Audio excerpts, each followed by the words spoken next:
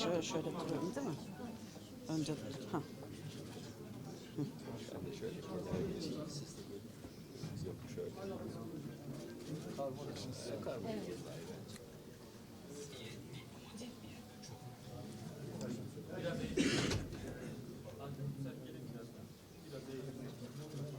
Hazır mıyız?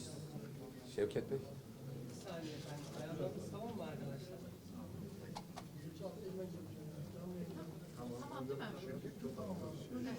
Tamam mıyız arkadaşlar?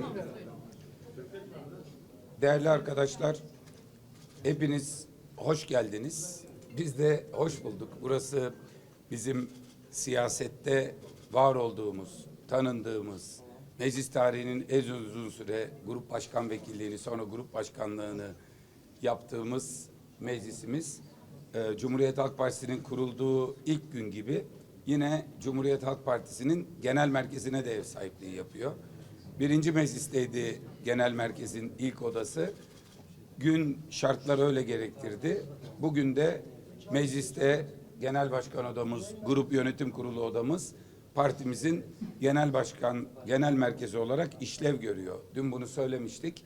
Bugün de ilk mesai günümüze başladık. Dün akşam saatlerinde ilk grup toplantımızı milletvekillerimizle yaptık. Bugün de ilk mesai günümüze başladık ve çok kıymetli bir ziyaret aldık. Mecliste Cumhuriyet Halk Partisi'nden sonra en çok sandalyeye sahip olan DEM Parti'nin değerli eş genel başkanı Tuncer Bakıran ve kıymetli heyeti bizi burada ziyaret ettiler. Bu çok önemli ve kritik günde bu kıymetli dayanışma ziyareti bizim açımızdan da çok önemli. Kendilerine bir kez daha teşekkür ediyorum ve sözü Sayın Eş Genel Başkan'a bırakıyorum. Teşekkür ediyorum Sayın Başkan. Değerli arkadaşlar, bugün heyetimizle birlikte Özgür Bey ve heyetini ziyaret ettik. İyi bir sohbet geçti. Karşılıklı görüş alışverişinde bulunduk. Şimdi size bu ziyaretle ilgili düşüncelerimi aktaracağım. Mutlak Kut'tan kararıyla Türkiye'de demokrasi bir kez daha siyasi bir krizle karşı karşıyadır. Dün Mutlak Kut'tan kararının uygulanması esnasında kolluğun şiddetiyle ortaya çıkan görüntüler tek kelimeyle utanç verici ve kabul edilmezdir. Bunu kabul etmiyoruz. Ana muhalefet partisine biber gazı, tazyikli su, plastik mermilerle gidilmesi bir demokrasi ayıbı ve hukuk skandalıdır. Cumhuriyet Halk Partisi'ne yönelik bu saldırıyı açıkça kınıyoruz ve kesinlikle kabul etmediğimizi belirtmek istiyorum. Türkiye halkları bu tür dönemlerde her zaman demokrasiden yana tavır ortaya koymuştur. Geçmiş de bunu gösteriyor. Siyasete yapılan hiçbir müdahaleye bugüne kadar Türkiye halkları rıza göstermedi. Yargı eliyle toplumsal fay hatlarını tetiklemek, siyasi kutuplaşmayı körüklemek bu ülkeye yapılabilecek en büyük kötülüktür. Hukuksuzluk büyüdükçe toplumsal ayrışma derinleşir. Demokrasi ise bizi bir arada tutacak en güçlü ilkedir. Demokrasi ilkesine bu süreçte sarılmalıyız. Yaşadığımız siyasi krizlerin temelinde demokrasi ve demokratik siyaset eksikliği yatmaktadır.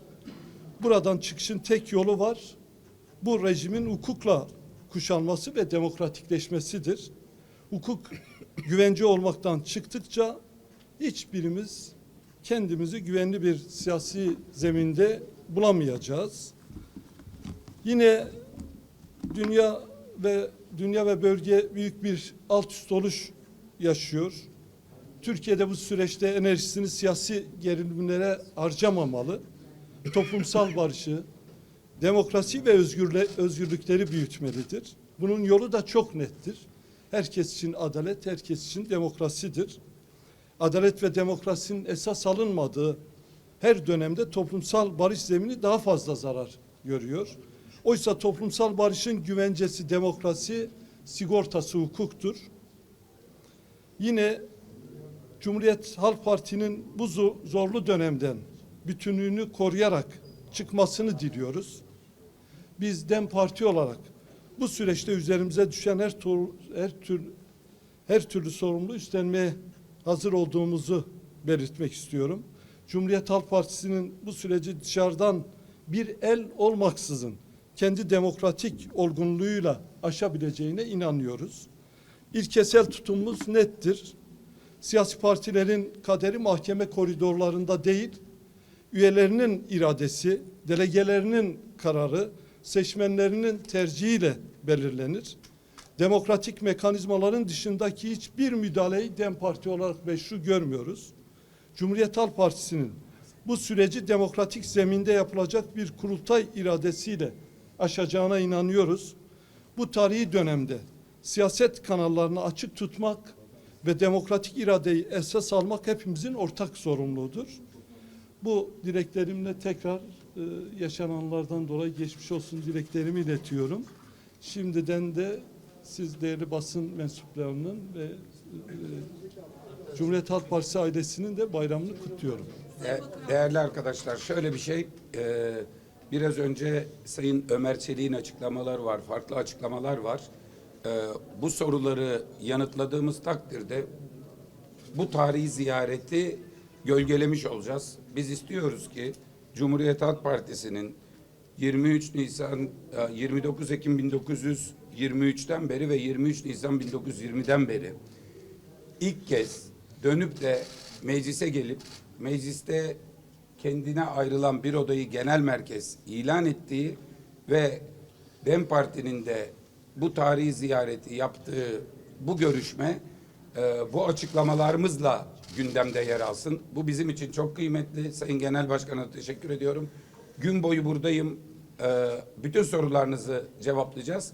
Ancak bu aşamada soru almamayı ve bu açıklamaların bu ziyaretin gündemini oluşturmasını tercih ediyoruz. Teşekkür ederiz arkadaşlar.